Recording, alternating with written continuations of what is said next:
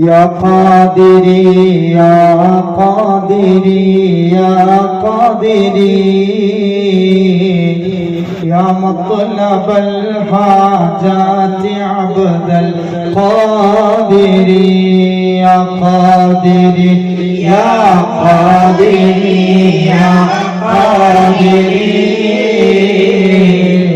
يا شيخ محيي الدين عبد القادر يا صاحب البغداد كل ناصري يا مطلب الحاجات عبد القادر يا قادر يا قادر يا قادر يا شيخ محيي الدين عبد القادر يا صاحب البغداد كل ناصرين يا مطلب الحاجات عبد القادر يا قادر يا قادر يا قادر يا شيخ محيي الدين عبد القادر يا صاحب البغداد كل حاضر يا مطلب الحاجات عبد القادر يا قادر يا قادر يا قادر يا شيخ محيي الدين عبد القادر يا موسى يا محيي الدين عبد القادر الجيلاني يا موسى يا محيي الدين عبد القادر الجيلاني يا موسى يا محيي الدين عبد القادر الجيلاني يا موسى يا محيي الدين عبد القادر الجيلاني يا محيي الدين عبد القادر الجيلاني يا موسى يا محيي الدين عبد القادر الجيلاني يا موسى يا محيي الدين عبد القادر الجيلاني يا موسى يا محيي الدين عبد القادر الجيلاني يا موسى يا محيي الدين عبد الجيلاني يا موسى يا محيي الدين عبد القادر الجيلاني يا موسى يا محيي الدين عبد القادر الجيلاني يا موسى يا محيي الدين عبد القادر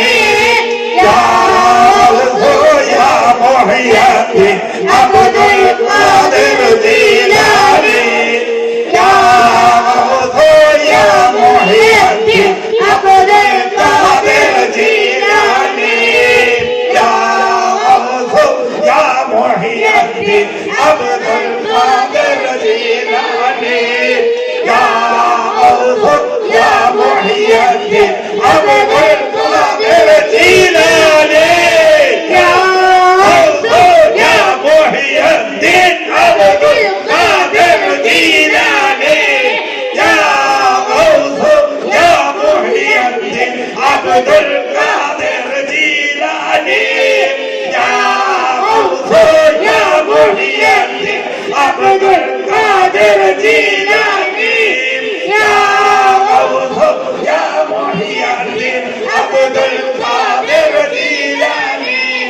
يا موسى يا محيي الدين عبد القادر الجيلاني موسى يا محيي الدين عبد القادر الجيلاني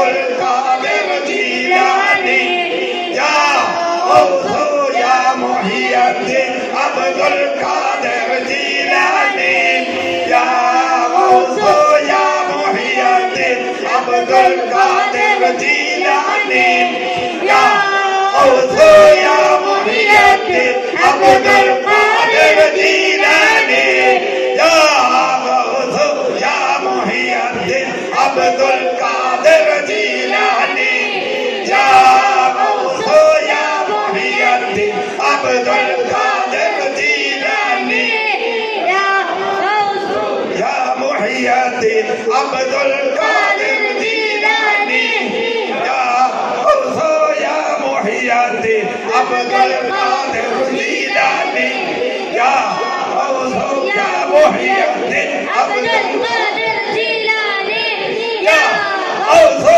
യാ മുഹിയുദ്ദീൻ അബ്ദുൽ ഖാദിർ ജീലാനി യാ ഔസു യാ മുഹിയുദ്ദീൻ അബ്ദുൽ ഖാദിർ ജീലാനി യാ ഔസു യാ മുഹിയുദ്ദീൻ അബ്ദുൽ ഖാദിർ ജീലാനി യാ ഔസു യാ മുഹിയുദ്ദീൻ അബ്ദുൽ ഖാദിർ ജീലാനി യാ ഔസു യാ മുഹിയുദ്ദീൻ അബ്ദുൽ ഖാദിർ ജീലാനി യാ ഔസു യാ മുഹിയുദ്ദീൻ അബ്ദുൽ ഖാദിർ ജീലാനി യാ ഔസു യാ മുഹിയുദ്ദീൻ അബ്ദുൽ ഖാദിർ ജീലാനി യാ ഔസു യാ മുഹിയുദ്ദീൻ അബ്ദുൽ ഖാദിർ ജീലാനി യാ ഔസു യാ മുഹിയുദ്ദീൻ അബ്ദുൽ ഖാദിർ ജീലാനി യാ ഔസു യാ മുഹിയുദ്ദീൻ അബ്ദുൽ ഖാദിർ ജീലാനി യാ ഔസു യാ മുഹിയുദ്ദീൻ അബ്ദുൽ ഖാദിർ ജീലാനി യാ ഔസു യാ മുഹിയുദ്ദീൻ അബ്ദുൽ ഖാദിർ ജീലാനി യാ ഔസു യാ മുഹിയുദ്ദീൻ അബ്ദുൽ ഖാദിർ ജീലാനി യാ ഔസു യാ മുഹിയുദ്ദീൻ അബ്ദുൽ ഖാദിർ ജീലാനി യാ ഔസു യാ മുഹിയുദ്ദീൻ അബ്ദുൽ ഖാദിർ ജീലാനി യാ ഔസു യാ മുഹിയുദ്ദീൻ അബ്ദുൽ ഖാദിർ ജീലാനി യാ ഔസു യാ മുഹിയുദ്ദീൻ അബ്ദുൽ ഖാദിർ ജീലാനി യാ ഔസു യാ മുഹിയുദ്ദീൻ അബ്ദുൽ ഖാദിർ ജീലാനി യാ ഔസു യാ മുഹിയുദ്ദീൻ അബ്ദുൽ ഖാദിർ ജീലാനി യാ ഔസു യാ മുഹിയുദ്ദീൻ അബ്ദുൽ ഖാദിർ ജീലാനി യാ ഔസു